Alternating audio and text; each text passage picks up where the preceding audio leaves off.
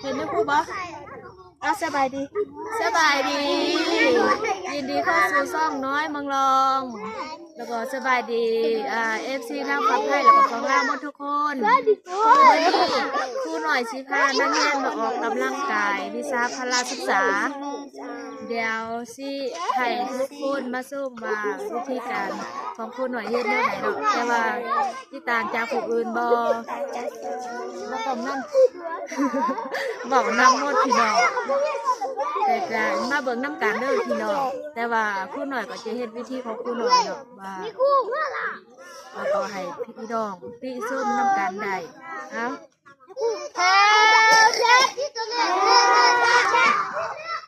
แฮวจัดแมนซื่อๆเด้อพ่อสองจับไปแล้วปลาด้วยจับไปพ่อเด้สุดแขน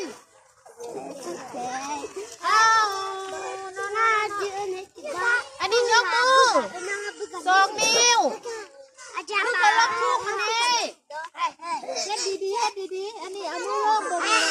อันนี้ก็ซื่อๆ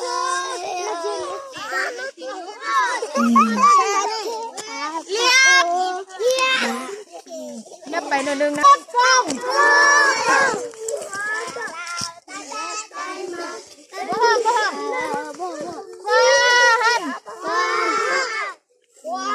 กินหน้าไปทั้งนั้นแล้วว่าแขนออก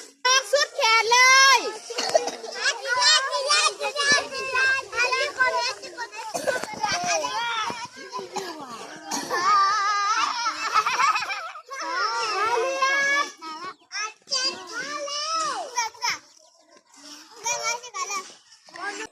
ขาออกขาเบื้อง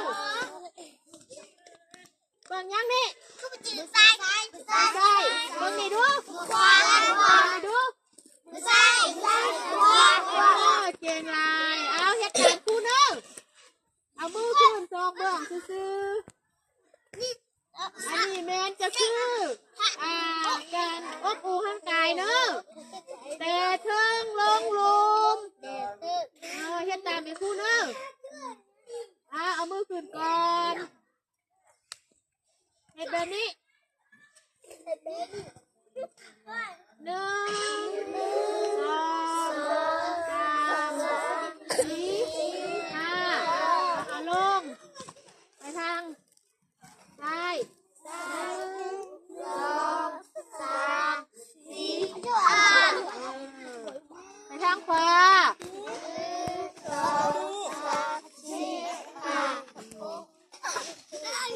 นับ1 หอด 5แล้วก็โชว์เด้อ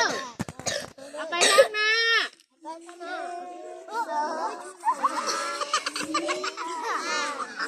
พอไปทางล่างบัดนี้นะ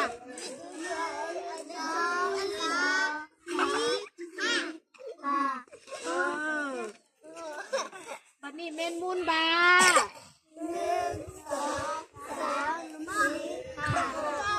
พอกลับขึ้นมุนขึ้นกดไรบ่ตั้งใจเฮียนี่ครูตัดคะแนน10 คะแนนเด้อใจบ่ปันนี้มุนข้อ1 2 3 4 5กลับขึ้นมุนขึ้น1 2 3 4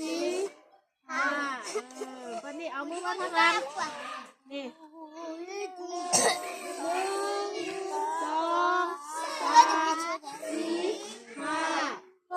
อันนั้นเฮ็ดบ่เป็นเป็นเบิ้ง1 2 3 4 5บัดนี้มุนแอว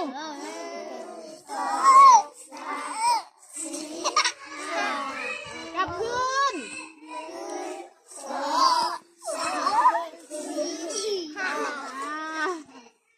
บัดนี้มุนหัวเข่า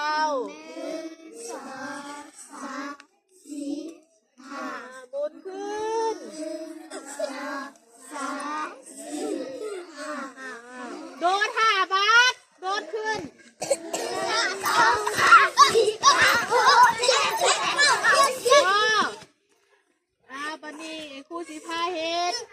าทีนึงเนอะเขาก็เคยเฮ็ดมาแล้วมันบ่ยังคิวบ่มีจูน่ามีแต่จะพาจียพังอ่ะอีกเทื่อนึงเข้าใจบ่ว่าแขนออกอยู่บนไผ่บนมันบ่ต้องยับไปยับมาในห้องก็เถอะอายุคนเท่เบิ่งเนอะท่าที่นึงเป็นท่าหยังบ่อยู่บ่ตะกี้เฮาเฮ็ดให้มันอูทางกายเตะเชิงลงรูมันน่ะบัดนี้ครูสิพาคัดกายบนคัดกายเด้ออะไรเหรอท่าที่นึงแม่ท่าหยังท่าหายใจมันบ่ท่าหายใจเอาไอ้ครูเสียได้เบิ่งเด้อเสียเลยชิปินหน้ามาทางนี้1 2 3 4 5 6 7 8 2 2 3 4 5 6 7 8อยู่ได้บ่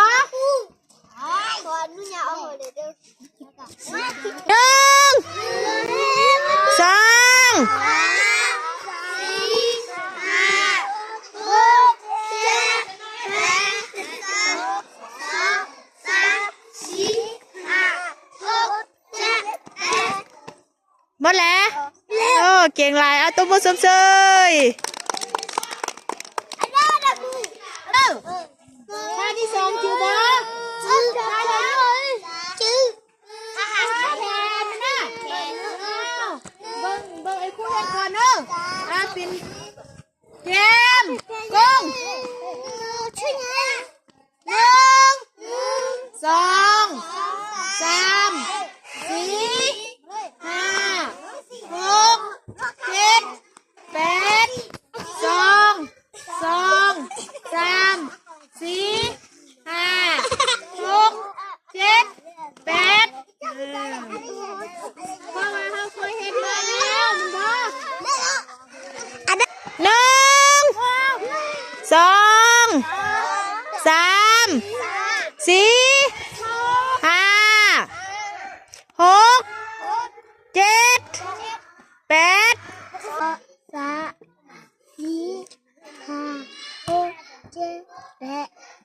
2 2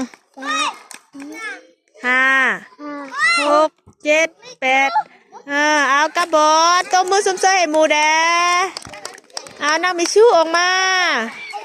ยืนอยู่นี่เฮ็ดให้หมูเบิ้งเอาเกียม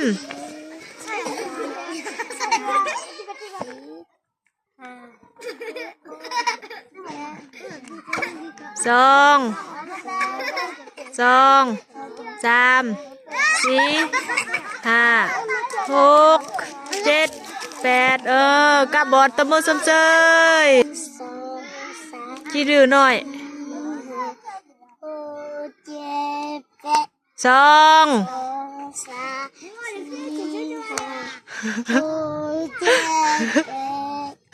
ฮัลโหลนอนอ่ะเอาไปบอลไปเก่งลายแล้วไปต้มมือซุ่มซอยให้ทำมือโลแดเอาห้องประสงออกมาเบิ้งนั่งเต๋อเอาเฮ็ดท่าที่1 2 3 4 5 6 7 8 2 3 4 5 แขวคนหัก2 คนมาเหรอ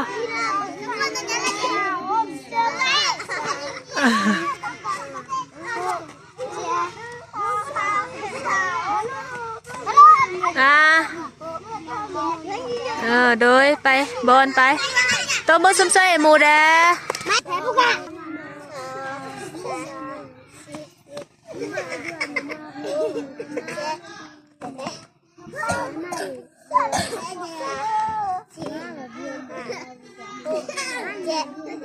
เอาท่าที่2ท่าแขน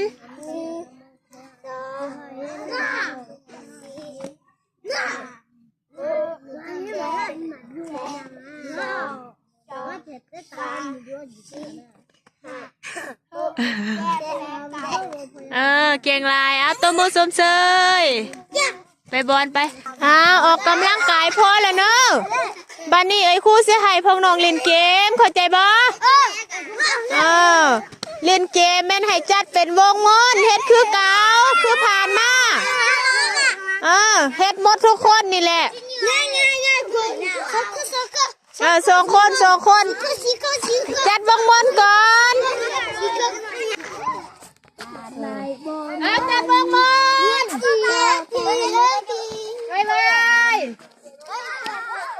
บาย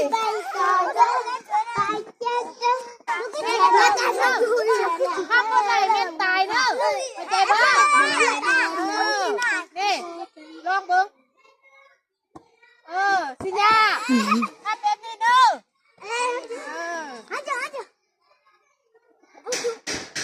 ส่งมา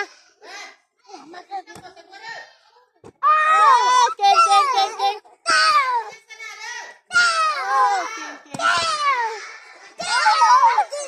อะไรครับอะไรมันตาย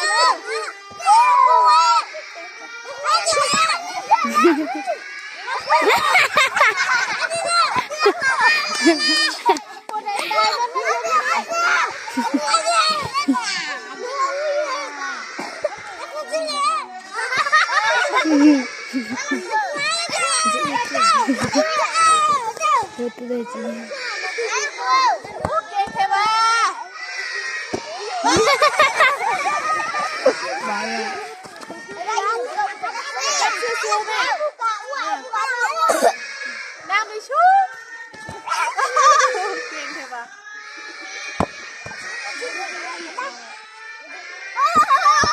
ตายแล้วขัดจังหวะ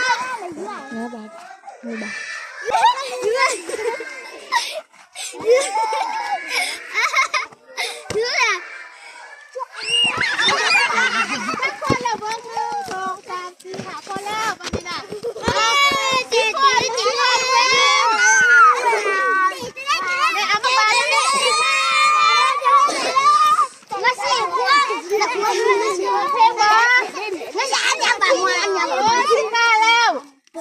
ให้หกเพลงเด้อ1 2 3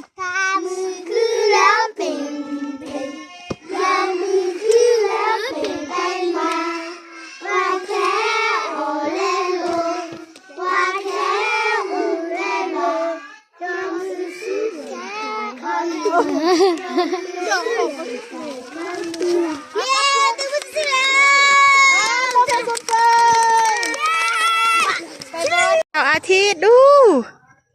คิวหลังจากที่เฮาพานักเรียนออกกำลังกายแล้วก็สิให้ทุกคนมาส้มเด็กหน่อยเล่นเนาะเดี๋ยวนี้ก็เวลา9:30ก็พักผ่อนแล้วอันนี้เท่าอาทิตย์ อนุบาลโอ้ขั้นใดเลื่อนบ่นี่อีตูสบายใช่ปะหน้าแตกหมดอันนี้ก็คือบอลเล่นของอนุบาลนั่นเองนี่ประเทศเป็นขั้นใดขึ้นไปแล้วก็ทางเบื้องนี่ก็จะให้เขาขี่ลุ่งนี่ขี่คือสไลเดอร์หันนะพี่ดองโอ้เอาขี่ลงมาขึ้นไปขี่ลงมาอีเดอนางอีเดอโอ้อันนี้ก็คือเด็กอนุบาลเอาขี่ลงมาชาดเลย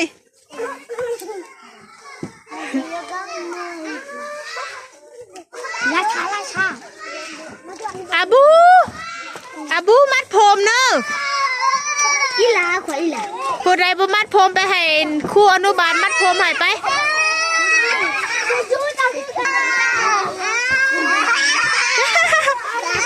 โอ้มีความสุขเสียวะเก่งโอ้เท่าอาทิตย์เก่งแท้ว่าลมตกเนอะ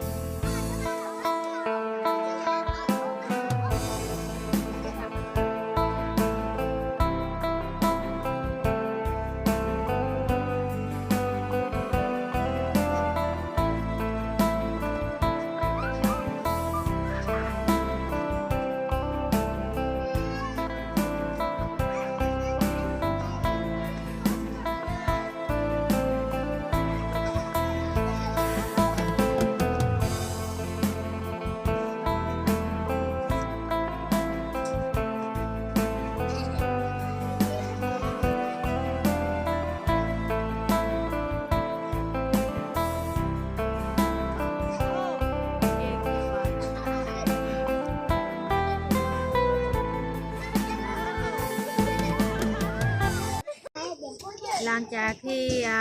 ครูหน่อยพาทุกคนส้มการออกกำลังกายแล้วก็ให้ส้มเด็กหน่อยเล่นอูนี่จะเป็นอูใหม่เข้าไปอยู่โดยบ้านนอกครับผมบ่มีแบบคืออยู่ในเมืองเลยนะพี่น้องก็ขอให้พี่น้องหมดทุกคนให้กำลังใจพี่น้อยแล้วก็ให้กำลังใจน้องหน่อยนักเรียนหมดทุกคนเด้อพี่น้องแล้วก็สำหรับคลิปนี้พี่น้อยก็จะปิดคลิปแล้วก็สิกล่าวคำว่าสบายดี